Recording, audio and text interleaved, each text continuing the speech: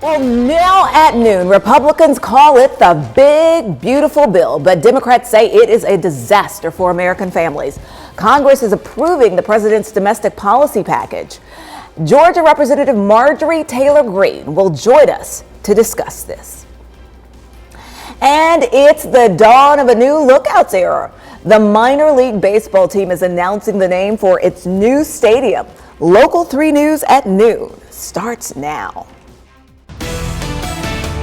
This is Local 3 News at noon. Well, thank you for watching Local 3 News at noon. It's Thursday, May 22nd. I'm Latrice Curry. New at noon, the House passed President Trump's budget for a razor-thin margin, 215 to 214, after a dramatic all-night session. What is being called Trump's One Big Beautiful Bill Act includes a sweeping piece of legislation that includes tax breaks, spending cuts, and beefed-up border security.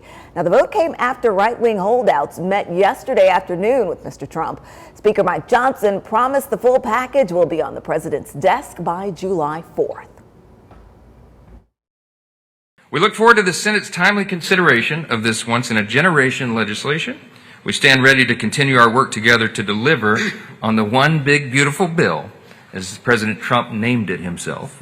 We're going to send that to his desk. We're going to get it there by Independence Day on July 4th, and we are going to celebrate a new golden age in America. Well, the measure was projected Tuesday by the nonpartisan Congressional Budget Office to increase the national debt by $2.3 trillion and rescind health care coverage for 8.6 million people. 2 Republicans voted against the bill and 1 voted present for a final vote of 215 to 214. Well, Democratic House Minority Leader Hakeem Jeffries calls this bill a, quote, reckless, regressive, and reprehensible GOP tax scam. He says the bill will provide tax cuts to the wealthy while stripping services from families living paycheck to paycheck. Well, Republicans and Democrats see this bill differently. North Georgia GOP Representative Marjorie Taylor Greene says this bill is going to grow our economy. And she joins us now live. And Representative Greene, thank you so much for joining us here on Local 3 News at noon.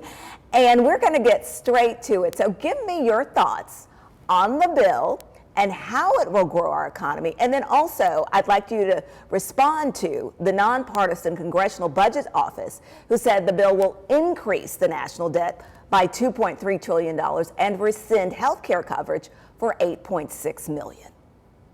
Well, we're so excited to pass President Trump's agenda in the One Big Beautiful Bill. This bill was worked on very tightly between the White House and the House of Representatives. The great news is it gives no tax on tips, no tax on overtimes, and gives a great deduction for senior citizens. These were President Trump's campaign promises. It also permanently puts into law President Trump's Tax Cuts and Jobs Act that was passed in 2017. So this is going to grow the economy, allow businesses to grow. More importantly, it's going to put thousands and thousands of dollars back in people's wallets and their bank accounts with these great tax cuts. No tax on overtime is amazing for police officers, factory workers, anybody that works a lot of overtime, and will be a great incentive for them to continue to do so, and they won't have to pay taxes. There's also great savings for families with a child deduction, and also the savings accounts that this puts into place for people that are planning to have babies and grow their families. So we are so excited about this. The One Big Beautiful Bill has also wonderful things in it to grow America's energy, which we desperately need. We need strong, secure energy, and it undoes the Biden era Green New Deal. These were failing energy scams, things that caused countries like Spain to go in the dark.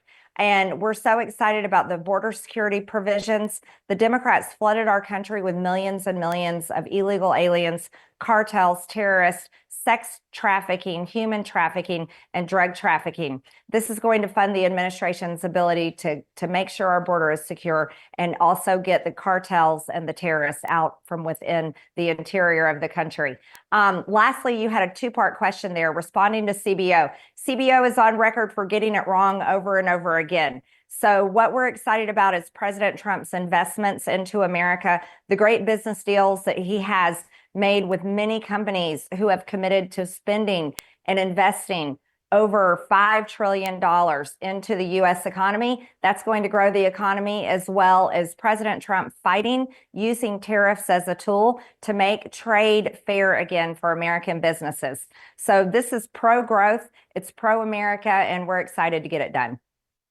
Representative Greene, so actually you just landed me right to the next point as we go into that, talking about immigration issues and detention. So what is your response? And I know you did issue to our station a written response to the hundreds of protesters who were outside of your office last week because of Amina Arias Cristobal's arrest and detention. Now, one woman out there said, quote, "We don't need to take people who've grown up here and are living productive lives and kick them out of the country." So what is your response to that?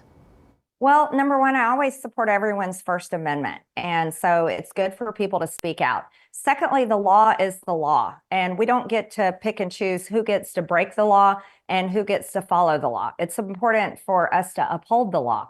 And that's the most important thing that we can do and our government can do. It's unfortunate that this young lady's parents never pursued a path of citizenship when they illegally brought her into the country when she was a young child. And I think that's important to point out. She grew up in a great area, got a great education, and thankfully she's bilingual. In Mexico today, there's over 1.6 million United States of America citizens living and thriving in Mexico. And I'm sure she and her family will be able to do the same. But it's important, for our nation, for our sovereignty, for us to uphold the law. And, this is what we have to do. And so on that same topic, Representative Greene, some people are saying, okay, so we're rounding up there, it's ICE detention centers, and also we're not letting refugees into the country, but we did let 59 white South Africans come into the country. And so people are saying, well, how is that fair? And what is your response to that when people ask that question? Well, I think genocide is something very to take serious.